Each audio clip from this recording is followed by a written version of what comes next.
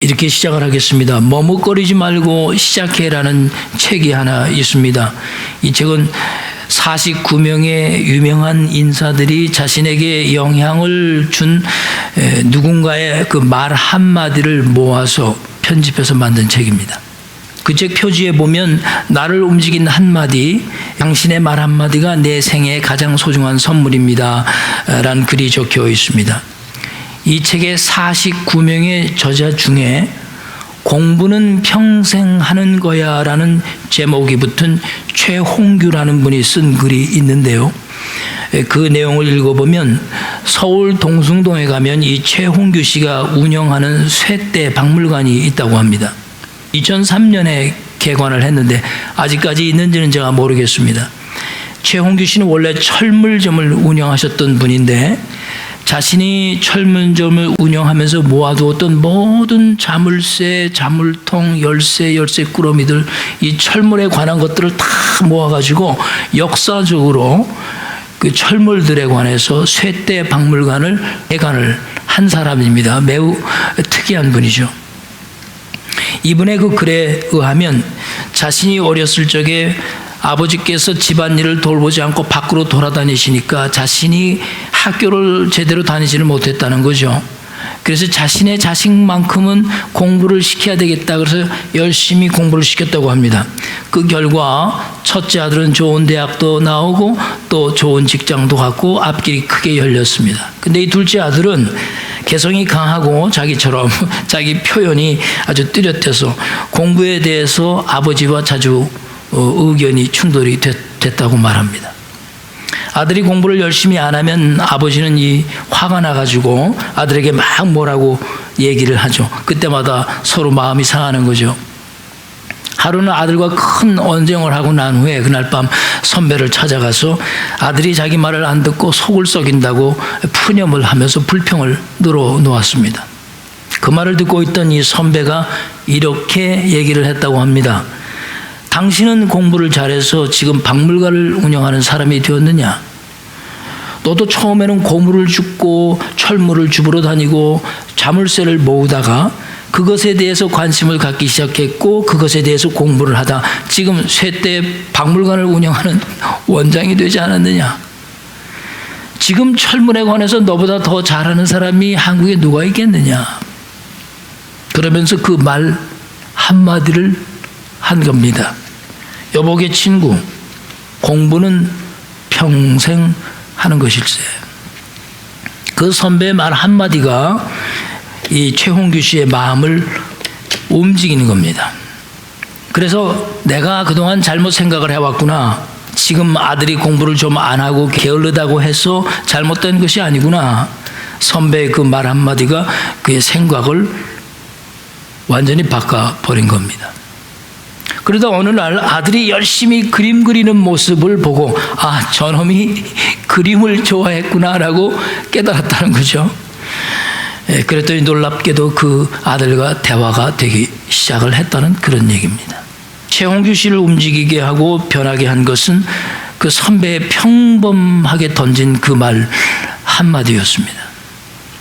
지금 제가 말씀드린 이 최홍규 씨의 이야기는 평범한 사람들의 이야기입니다. 그분이 신앙을 가지고 있었는지 없었는지는 저는 알 수가 없습니다. 그렇지만 중요한 것은 누군가의 말을 잘 새겨 듣는다는 것은 우리의 인생을 바꾸어 놓는 계기가 될 수 있다는 겁니다. 전혀 이해할 수 없었던 것도 이해가 되기 시작하고 전혀 보이지 않던 것도 보이기 시작한다는 거죠. 이 최홍규 씨의 이런 글을 읽어 내려가면서 제가 문득 생각이 든 것은 예수를 믿는다는 것이 무엇이냐? 어찌 보면 이 최홍규 씨가 선배의 그 말 한마디에 귀를 기울여 듣고 아들을 다시 보기 시작하면서 이해되지 않던 아들이 이해가 되고 그동안 살아오면서 보지 못했던 것을 다시 바로 볼 수 있게 되는 것, 이것이 예수를 믿는다는 것이 아닌가라는 생각이 문득 들어왔습니다.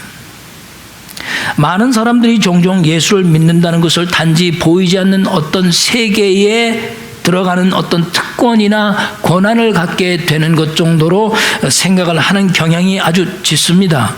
그래서 교리만을 외치고 교리만을 주장하고, 그러나 이 그리스도인이라는 것은 이미 우리가 믿음을 통해서 얻은 어떤 특권과 권한에 대해서만 만족을 하며 살 수는 없다는 것이 분명합니다.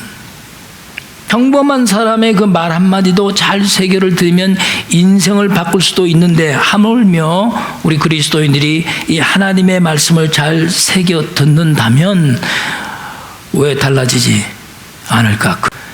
주님의 말씀을 잘 새겨 들어서 달라진 우리들의 모습을 서로가 발견할 때 막 가슴이 벅차고 말이죠. 흥분되고 말이죠.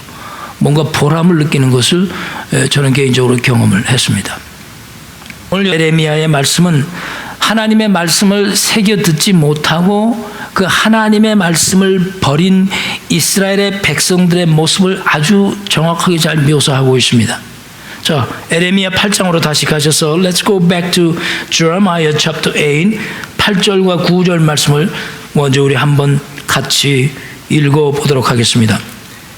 너희가 어찌 우리는 지혜가 있고 우리에게는 여호와의 율법이 있다 말하겠느냐? 참으로 서기관의 거짓의 붓이 거짓되게 하였나니 지혜롭다 하는 자들은 부끄러움을 당하며 두려워 떨다가 잡히리라. 보라, 그들이 여호와의 말씀을 버렸으니 그들에게 무슨 지혜가 있으랴. 영어는 이렇게 얘기했어요. How can you say that we are wise, for we have the law of the Lord?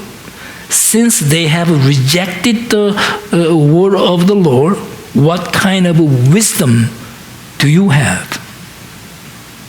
하나님의 사람들이 하나님의 말씀에 귀를 기울여 듣지 않으면서도 그들 스스로 생각하기를 내가 굉장히 지혜가 있다라고 생각을 한다면 결국에는 하나님의 말씀을 버린 것으로 인하여 너희가 부끄러움을 당할 것을 말씀하고 있어요. 더 나아가서는 그들이 떨림 가운데 붙잡혀 갈 것을 예언하고 있습니다. 포로로 잡혀갈 것을 이미 예언하고 있죠. 7절 말씀을 보십시오. Let's go to verse 7. 에레미야가 무엇이라 말씀했습니까? 같이 읽습니다. 시작. 공중의 학은 그 정한 시기를 알고 산비둘기와 제비와 두루미는 그들이 올 때를 지키거늘 내 백성은 여호와의 규례를 알지 못하는도다 한탄하셨습니다. 이게 무슨 뜻입니까? 하나님께서 창조하신 자연 세계도 동물의 세계에서도 하나님께서 정하시고 선포하신 그 말씀의 규례에 따라서 돌아가고 공존하고 살아가는데 유독히 하나님의 형상대로 지음을 받은 사람들만이 하나님의 이 말씀을 새겨 듣지 않고 그 말씀 따라 살지 않고 그 말씀을 버렸다. 그렇게 말씀하는 거예요. 에레미야 선지자가 여기서 학과 두루미를 비유한 것은 아마도 사람의 수명과 비슷하기 때문일지도 모릅니다. 학과 두루미는 같은 철새입니다. 한국 사람들은 두루미가 날아가는 그 아름다운 모습을 보고 학이라는 별명을 붙여준 거예요. 그러니까 학은 두루미고 두루미가 학입니다. 그래서 학이 사람처럼 약 80년 정도를 사는데 한국의 경우에는 10월 하순이면 이 두루미들이 학들이 시베리아 쪽에서 날아옵니다. 정확하게 날아옵니다. 그리고 돌아갈 때가 되면 그들은 다시 자기들이 왔던 곳으로 돌아가는 겁니다. 그런데 사람들은 이 두루미보다도 못하다 그렇게 말씀하는 거예요. 지금 에레미야가. 오늘날 교회들이 우리 신도들이 이 말씀을 정말 새겨 들어야 할 때가 되었습니다. 하나님께서 그 부탁하신 말씀을 새겨 듣지 않아서 결국 세상에서 부끄러움을 당하고 복음의 능력이 빛을 발한 시대에 여러분과 나는 지금 살고 있기 때문입니다. 지난 시간에도 예수 그리스도께서 자신의 고향에서 대접을 받지 못하고 대접을 못 받은 것뿐만이 아니라 예수 그리스도께서 의도적으로 복음의 능력을 나타내지 않았다고 말씀했습니다. 그 이유가 무엇입니까? 마땅히 믿어야 할 사람들이 믿지 아니했기 때문이라고 말씀하고 있어요. 하나님의 말씀을 마땅히 새겨 듣고 그 말씀을 믿고 그 말씀 따라 살아가야 할 사람들이 하다못해 예수님의 가족들까지도 예수님을 부인했으니까 나중에는 믿었겠지만 그때는 부인했으니까 그 예수님의 말씀을 새겨 듣지 않는데 무슨 능력을 내가 너희에게 보여줄 이유가 있겠느냐. 그리고 능력을 나타내지 않으신 겁니다. 그리고 그것을 떠나셨지 않습니까? 여러분과 나도 하나님께서 명령하신 그 말씀을 반드시 새겨 들어야 할 사람들입니다. 그리고 새겨 듣는 것뿐만이 아니고 그 말씀에 순종할 수 있는 성도들과 교회가 오늘날 되어야 하는 것입니다. 저는 여러분들이 그런 성도들이 되시기를 간절히 축복을 드립니다. 오늘 두 번째, 에레미야 15장 16절 말씀을 보십시오. 에레미야 선지자가 하나님의 말씀을 어떻게 표현을 했는지 유심히 살펴보십시오. 어떻게 표현을 했습니까? 먹는 것으로 표현을 했잖아요. 왜 하나님의 말씀을 이렇게 성경은 계속해서 먹는 것으로 표현을 하고 있을까요? 16절 말씀에 무엇이라고 적혀 있는지 함께 읽겠습니다. 16절입니다. 시작. 만군의 하나님 여호와시여, 나는 주의 이름으로 일컬음을 받는 자라. 내가 주의 말씀을 얻어 먹었사오니 주의 말씀은 내게 기쁨과 내 마음의 즐거움이라. 할렐루야. 주의 말씀을 얻어 먹었다고 그랬어요. 이 표현을 보십시오. 내가 찾아 먹은 게 아니고 얻어 먹었다고 했어요. 이 뜻은 사람의 말은 결코 양식이 될 수 없지만 하나님의 말씀은 양식이다, 그런 뜻이에요. 하나님의 말씀은 양식과도 같다, 그런 뜻이 아니라 하나님의 말씀은 양식이다, 그러는 겁니다. 에레미야는 지금 하나님의 말씀을 내가 찾아서 먹은 게 아니고 얻어 먹었다고 그랬어요. 얻어 먹었다. 얼마나 중요한 표현입니까? 근데 이 얻어 먹은 하나님의 말씀이 궁극적으로 무엇이 됐습니까? 에레미야의 기쁨과 즐거움이 되었다고 말씀했어요. 그러니까 이 먹었다는 뜻은 그 말씀을 새겨 듣고 그 말씀에 헌신했다는 뜻입니다. 그래서 먹었다라는 표현을 쓰는 거예요. 그랬더니 내 삶이 변하고 내 안에 참 기쁨이 일어나고 내 삶에 즐거움이 일어났다. 그렇게 에레미야는 고백하고 있는 거예요. 두려움이 있었고 떨림이 있었고 걱정과 불평이 있었고 원망과 참소가 끊이질 않는 가운데 있었지만 그 말씀을 내가 얻어 먹었더니 내 마음에 없던 기쁨이 살아나고 내가 느끼고 보지 못했던 즐거움이 내 주위에 너무나 많다는 겁니다. 우리 예수님께서도 자신을 표현하실 때마다 내 살은 참떡이요 내 피는 참 음료라고 하지 않으셨어요? 먹는 거를 표현했어요. 우리가 지금 지난 2주 동안에 신명기에 있는 말씀, 마태복음에 있는 4장 4절의 말씀 봤잖아요. 사람이 빵으로만 살 것이 아니요 여호와 하나님의 입으로부터 나오는 말씀으로 살리라. 먹는 것으로 다 표현하고 있잖아요. 그래, 하나님의 말씀은 이렇게 단순한 무슨 언어적이고 문장적인 것이 절대 아닌 겁니다. 그렇게 생각하면 안 돼요. 그렇게 생각하니까 문학적 비평이라고 그래가지고 그 성경책을 놓고 비평하는 거예요. 계속 문장으로 생각하니까 비평이 나오는 거예요. 먹는 거로 생각하는데 어떻게 비평이 나오겠어요? 하나님의 말씀은 최홍규 씨의 선배가 던진 그런 단순한 평범한 어떤 사람의 그 말 한마디가 아니잖아요. 하나님의 말씀은 여러분과 나의 먹을 양식 같은 것이 아니고 먹어야 할, 얻어 먹어야 할 양식이라는 거예요. 양식을 먹지 않으면 사람이 굶어 죽듯이 하나님의 입에서 나오는 말씀을 먹지 않으면 사람의 영혼은 결코 살 수가 없다. 그 뜻을 말씀하는 겁니다. 그러니 먹어야 실제로 영향을 받는 것 아닙니까? 아무리 좋은 영양가 있는 음식이 우리 앞에 늘어져 있은들 여러분이 그것을 얻어 먹지 않으면 절대로 유익하지 못하는 것입니다. 저도 이번에 이 대상포진이라는 것을 앓고 고생을 하면서 제가 느낀 것은 그동안 내가 잘 먹고 살았다고 생각을 했는데, 그리고 스트레스도 아주 잘 조절하고 살고 있다고 생각을 했는데 그 결과는 빵점이었습니다. 그것은 내 생각일 뿐이었지 나는 그렇게 잘 먹고 잘 관리하고 사는 줄 알았는데 실제 내 몸은 그렇지 못했던 겁니다. 내 몸은 나도 모르게 면역력이 떨어져 가고 있었고 나도 모르게 계속 스트레스를 받아오고 있었던 거예요. 아파보고 누워보니까 그게 보이는 거예요. 그전까지는 보질 못하는 거예요. 그래서 안 먹던 비타민도 복용을 하기 시작을 하고요. 젊었을 때는 누가 홍삼을 갖다 줘도 안 먹고 다 남 줘버렸어요. 의사가 홍삼 먹으라고 그러니까. 그래서 처음으로 내 비싼 돈 내고 나서 홍삼을 사다가 열심으로 지금 홍삼 여기 우리 집사람이 데려다 줘서 먹고 있어요. 여러분과 내가 나는 건강하겠지, 나는 스트레스 잘 조절하고 내 삶을 매니지하고 살겠지 하고 생각하는 건 여러분의 생각일 뿐이지 실제로 여러분의 영혼은 그렇지 않을 수도 있고 여러분의 몸은 그렇지 않을 수도 있습니다. 여러분과 나는 때로 이만하면 내가 영적으로 하나님의 말씀을 잘 받아먹고 살고 있는 거야 생각할지 모르지만 실제로는 여러분과 나의 영혼은 아직도 부족하고 아직도 더 갈망해야 되고 아직도 더 얻어먹어야 되고 매달려서 하나님께 부르짖으면서 달라고 간구해야 하는 그런 심정일지도 모릅니다. 양식의 중요한 특징이 무엇입니까? 양식의 특징은 매일 먹어야 한다는 겁니다.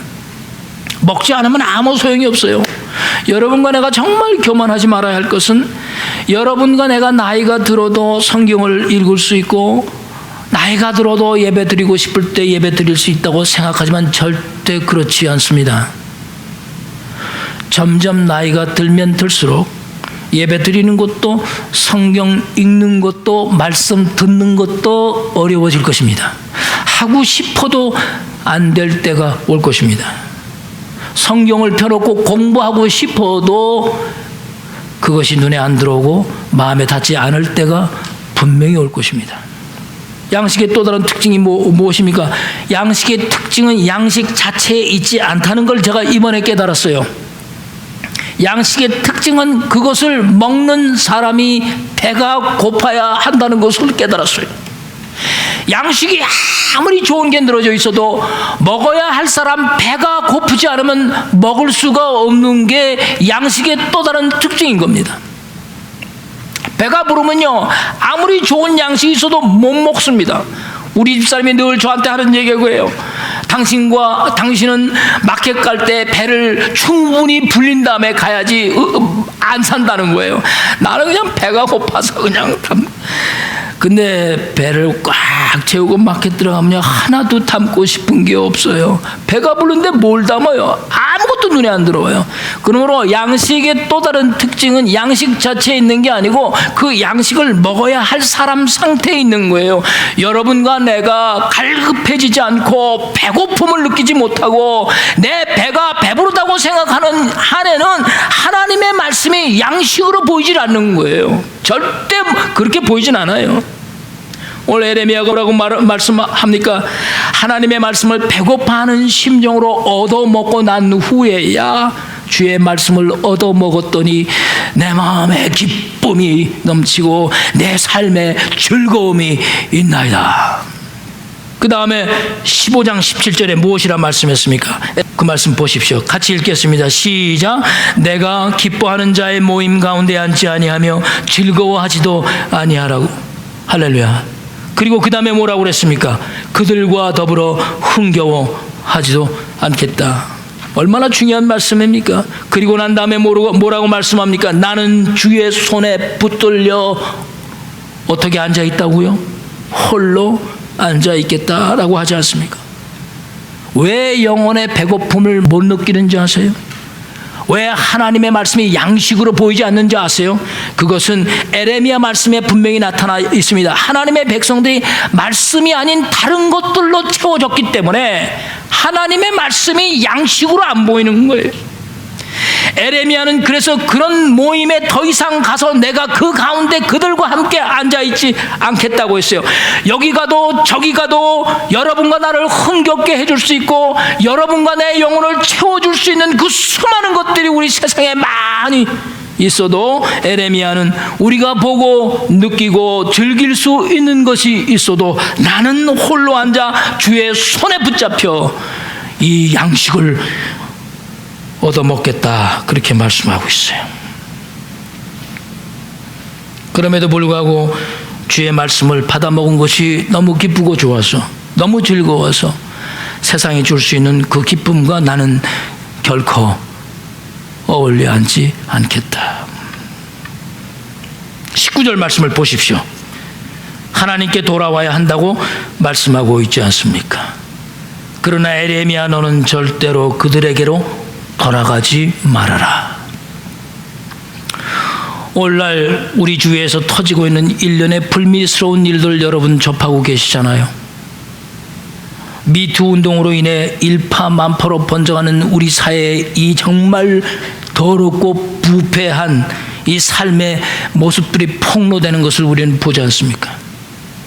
며칠 전에도 미시간의 한 학교에서 부모를 총으로 쏴 죽인 10대 소년의 뉴스를 접하면서 정말 가슴이 무너지지 않습니까? 하나님의 말씀을 새겨 듣지 않은 세상 사람들의 살아가는 모습일 뿐입니다. 누가복음 10장 20절 말씀에도 보면 오늘 교독 때 읽으신 Let's go to Luke chapter 10 verse 20, 예수님께서 제자들을 전도하러 보내신 후에 제자들이 돌아와서 마귀들이 자신에게 항복한 것에 대해서 기뻐하고 즐거워하고 손뼉치며 환호를 했어요. 얼마나 좋았을까요? 예, 마귀를 말이죠 눌러버렸으니 얼마나 흥분되고 좋았겠어요. 그런데 예수님께서 뭐라고 말씀하고 계세요? 마귀를 이긴 것이 너의 즐거움이 돼서는 안 된다. 정말 기쁘고 즐거운 것은 마귀를 이긴 것이 아니고 내 이름이 하나님의 생명책에 기록돼 내가 멸망으로부터 심판으로부터 구원받은 것, 그것을 기뻐해야 한다. 마귀 이긴 것 그거 하나 가지고 기뻐해서는 안 된다. 그리스도인이란 이렇게 주님의 그 말 한마디에 우리는 기쁨을 얻을 수 있고 즐거움을 느낄 수 있고, 그 하나님의 말씀 한 줄로 인해서 내 생애가 뒤바뀌어 버리고 죄악이 쏟아져 나오고 그 하나님의 말씀 한마디에 내 영혼이 소생되는 겁니다. 최원규 씨처럼 선배의 말 한마디에도 인생이 바뀌는데, 여러분과 나는 하나님의 말씀을 얻어먹고도 바뀌지 않는다면 여러분 모두가 그런 삶이 되시기를 저는 간절히 바랍니다. 그런데 에레미야 선지자가 하나님의 말씀을 얻어먹은 후에 기뻐했다고 했는데 도대체 그 에레미야가 느꼈던 기쁨이란 무엇일까요? What kind of joy that he has? 먼저 기쁨에 대한 사전의 정의를 찾아보니까 이렇게 되어 있어요. 기쁨이 마음에 벅찬 느낌이 있어서 즐거운 기색이 얼굴에 나타나는 것이다. 그것이 기쁨이라고 사전은 정의를 내렸어요.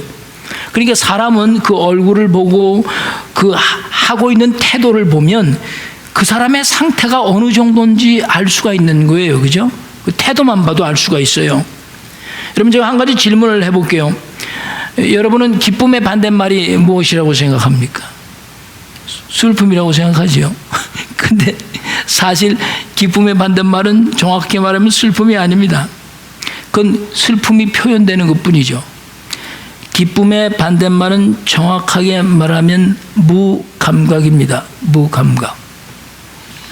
우리가 최근에 상당히 많이 듣게 되는 질병 중에 하나가 우울증이라는 겁니다. 우울증이라는 병은 정신적인 병이지만 다른 표현을 쓰자면 삶의 기쁨이 없어지는 병이 우울증입니다. 삶이 풍요로워지는데 왜 기쁨이 없어지는 걸까요? 아이러니컬하지 않아요? 잘 사는 나라일수록 우울증 환자가 많은 게 여러분 참 이상하지 않아요? 우리나라가 세계에서 가장 우울증이 심하고 자살률이 높은 나라요. 잘 살기 시작하니까 이런 현상들이 나오는 거야. 너무 잘 살면 그것도 조절이 돼요. 근데 너무 가난하게 살다 갑자기 잘 사니까 조절이 안 되니까 많이 죽을 수밖에 없죠. 아주 잘 사는 게 오래된 나는 죽지 않아요. 습관이 됐기 때문에. 삶이 풍요로워지는데 왜 사람이 우울해지는 걸까요? 문제는 뭐냐면 물질과 명예가 참 기쁨을 줄 수 없다는 걸 깨닫지 못하고 있기 때문에 그런 현상이 나오는 거예요. 많은 현대인들이 이런 삶에 벅찬 감격 없이 약간 15도 정도의 기울어진 우울증 환자들이 거의 대부분입니다. 아마 여러분과 나도 포함될지도 몰라요. 그러니까 우울증은 삶에 대해서 점점 무감각해지는 무서운 병인 겁니다. 이런 원리로 생각하면 사랑의 반대말이 무엇이 되겠습니까? 기쁨의 진짜 반대말이 무감각이라면 사랑의 반대는 미움과 증오가 아니고 근본적으로 뭡니까? 무관심인 거예요. 내가 만약에 누구를 미워한다고 하는 것은 아직도 그 사람에 대한 사랑이 조금이라도 남아있기 때문에 우리 마음에 미움과 증오심이 나타나는 겁니다. 그것이 조금이라도 남아있지 않으면 완전히 무관심인 거예요. 무관심하면 거기에는 아무 관심이 없어요. 뭐 사랑도 미움도 아무런 느낌이 없는데 왜 상처가 되겠습니까? 상처가 될 이유가 없죠. 무관심인데. 미국의 대통령 후보였던 노스캐롤라이나의 상원 의원이었던 존 에드워드라는 촉망받던 아주 인텔리급의 잘생긴 여러분 대통령 후보 있었지 않습니까? 근데 그가 바람을 피웠다는 것이 들통나면서 정치계에서 퇴진했습니다. 그때 당시 뉴스를 보면 부인과의 사이가 점점 나빠지니까 존 에드워드 의원이 어떻게 부인의 지갑을 잠시 가져갔는데 부인이 그것을 훔쳐갔다고 경찰에 고발을 한 겁니다. 왜 그런 지경까지 가게 되었을까? 이런 경우를 무관심이라고 할 수 있나요? 절대 무관심이 아니죠. 도대체 아내와 남편이 서로에게 미움이 생기는 이유가 무엇일까요? 아직 남편에게로부터, 아직 아내로부터 받아야 할 사랑이 남아있기 때문에, 관심을 받아야 할 욕구가 남아있기 때문에 미움이 생기고 상처가 되는 거죠. 상대에 대해서 내가 분함이 있다는 것은 그 상대로부터 내가 인정받아야 한다는 욕구가 있기 때문에 분한 거죠.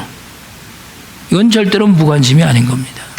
만약에 부인과 남편 사이에서 무관심 정도 되면 이건 정말 심각한 거죠. 보세요. 성경은 하나님께서 질투하시는 하나님이라고 했어요. 왜 하나님이 질투하십니까? 하나님이 우리를 미워하셔서 질투하십니까? 아니지 않습니까? 하나님께서도 자신의 백성들로부터 관심을 받고 싶어 하시고 사랑을 받고 싶으셔서 질투하시는 거예요. 하나님의 성품이 나빠서 질투하는 게 아닌 것입니다. 오늘 본문에 에레미야 선지자가 말씀한 것처럼 우리가 세상에서 사람들 가운데서 앉아서 기쁨을 찾고 재물로 즐거움을 누리고 자신에게만 관심을 두고 예루살렘 백성들처럼 그래서 하나님의 말씀을 버리고 떠나니까 하나님께서 질투하시는 건 바로 그겁니다.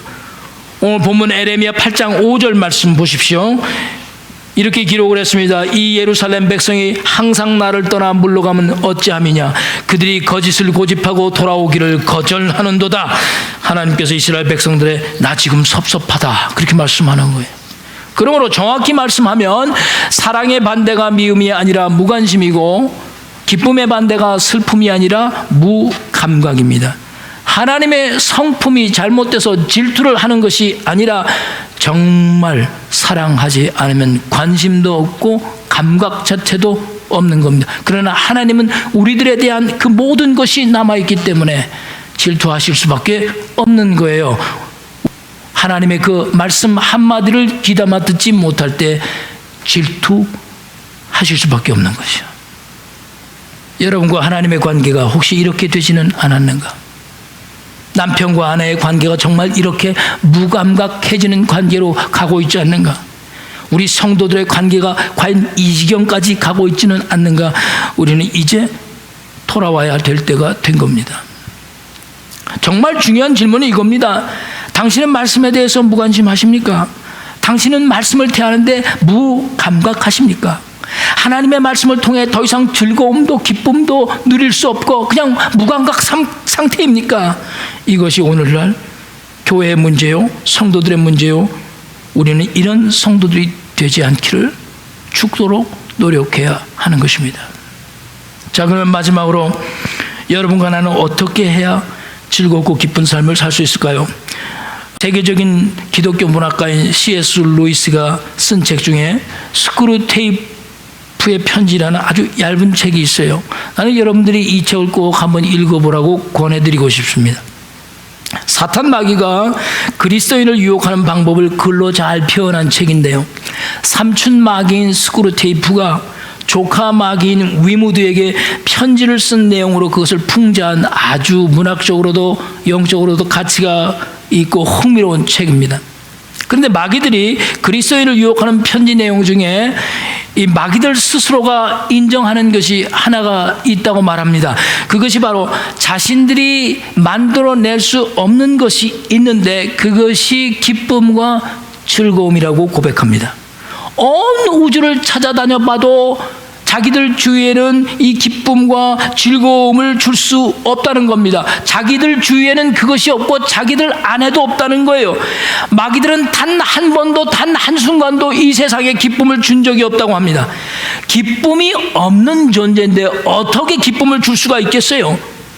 우리 모두도 원래 이 마귀같이 기쁨이 없었던 존재들입니다. 그런데 그 기쁨이 하나님께로부터 우리에게 온 겁니다. 그 즐거움이 하나님께로부터 말씀을 통해서 우리에게 온 겁니다. 그러니까 기쁨을 줄 수 있는 분은 마귀들도 고백하기를 오직 단 한 분, 그 하나님밖에 없다고 말씀합니다. 그런데 여기에 여러분과 내가 아주 중요하게 여겨야 할 포인트가 남아있어요. 마귀는 그 기쁨을 줄 수 없지만 우리가 얻은 기쁨을 바꾸어 놓을 수 있다는 거예요. 저는 이 글을 읽으면서 너무 충격을 받았어요. 아, 여기에 진리가 있구나. 여기에 우리가 다 무너지는구나. 하나님께서 여러분과 나에게 주신 이 기쁨과 즐거움을 마귀는 끼어들어서 바꾸어 놓는다는 거예요. 어떻게 바꾸어 놓습니까? 쾌락으로 바꾸어 놓을 수 있다는 거예요. 그래서 사람들에게서 하나님 안에서 기쁨을 누리지 못하게 하고 세상의 꽃으로 쾌락을 즐기도록 하고 쾌락으로 모든 것을 뒤바꿔 놓는다는 거예요. 하나님께서 주신 이유는 하나님께서 주신 그 축복을 자기들의 쾌락을 위해서 다 사용한다는 거예요. 그렇게 만들어 버린다는 거예요. 하나님이 그것을 주신 축복은 하나님을 위해서 쓰라고 했는데 이제 보니까 다 자기 것을 위해서 쓰고 만다는 거예요. 이 마귀는 그거를 우리에게 할 수 있다는 거죠. 그래서 그것을 통해서 그 소유를 통해서 쾌락을 느끼게 하고 그 소유를 통해서 즐거움을 느끼게 하고 진짜로 그것을 주신 하나님은 잊어버리고 그 하나님 안에서 기쁨을 찾기보다는 우리가 가지고 있는 것들을 통해서 쾌락을 느끼게 바꾸어 놓을 수 있다는 거죠. 얼마나 섬뜩한 이야기입니까? 에레미야 15장 17절 말씀에 뭐라 했습니까? 자기 혼자 있는 한이 있더라도 나는 이 세상의 즐거움과 흥겨로운 자리에 가서 앉아있지 않겠다. 로마서 14장 17절에도 보면 하나님 나라에 대해서 어떻게 표현했어요? 하나님의 나라는 육체적으로 먹는 것과 마시는 것이 아니요 오직 성령 안에 있는 의와 희락과 평강이라. 오늘 여러분과 나는 이 시대에 이런 하나님의 말씀을 얻어먹는 자세로 살아가야 하는 것입니다. 여러분과 내가 이 주님의 말씀을 매일 먹는 양식으로 생각하게 될 쯤 됐을 때 우리의 신앙은 매우 고귀한 것이 될 것이고 존귀한 신앙이 될 것이고 그것을 먹지 않으면 하루도 견딜 수 없는 순간까지 갈 때야 우리는 정말로 하나님과 함께하고 있다고 느끼게 될 것입니다. 그러므로 여러분들과 저는 매일매일 이 영의 양식을 먹는 일을 게을리하지 말아야 할 것입니다. 마지막으로 예화를 하나 들고 마치겠습니다. 우리나라 민속 놀이 중에 하늘에 연을 날리는 놀이가 있습니다. 그런데 높은 하늘 위에 연을 띄울 때 꼭 필요한 것이 있어요. 무엇입니까? 물론 바람도 필요하지만 절대적으로 필요한 것이 줄입니다. 거기다 밧줄을 매보세요. 아무리 바람이 강하게 불어도 나를 수 없습니다. 아주 가는 줄을, 가늘지만도 단단한 줄이 필요합니다. 그런데 그 줄이 끊어져 보세요. 그 연이 어떻게 되겠습니까? 그 연은 모진 바람에 이리저리 갈팡질팡 휘둘려 날리다 결국 땅에 곤두박질하고 맙니다. 왜 그렇게 될까요? 아주 간단한 원리입니다. 줄이 끊어졌기 때문입니다. 줄이 끊어져 버리면 아무리 멋있는 연이라 할지라도 그 연의 생명은 곤두박질 치고 끝나고 마는 것입니다. 바로 이것입니다. 사람들은 바로 그 생명의 줄이 자신을 묶어 둔다고 생각을 합니다. 내가 하나님께 묶여 산다는 것은 너무 억울하다고 생각을 합니다. 하나님께 예배를 드리고 하나님께 헌금을 바치고 하나님께 헌신하는 것이 너무 시간상 아깝다고들 생각을 합니다. 이 줄만 없으면 나는 더 멀리 날 수도 있겠는데, 이 줄이 나를 묶어놓지 않았다면 나는 더 자유롭게 살 수도 있는데, 나는 더 이 줄만 없다면 하나님을 더 영화롭게 할 수도 있는데, 더 내가 기쁨으로 섬길 수 있을 텐데, 사람들은 그렇게 생각합니다. 그리고 그 줄에 묶여 있는 것을 아주 귀찮아합니다. 그런데 사랑하는 성도 여러분, 우리의 삶에 하나님의 이 그 말씀 한마디, 이 규례의 말씀 한마디가 없어진다면 여러분과 나는 행복해지는 것이 아니고 유혹 속에 빠져 헤매이게 될 것입니다. 그 묶어둔 줄 때문에 여러분과 내가 행복할 수 있다는 것을 알아야 하는 것입니다. 하나님께서 왜 말씀의 경계를 정하셨습니까? 왜 말씀의 룰을 정하시고 toeing the line and you keep my word라고 말씀하십니까?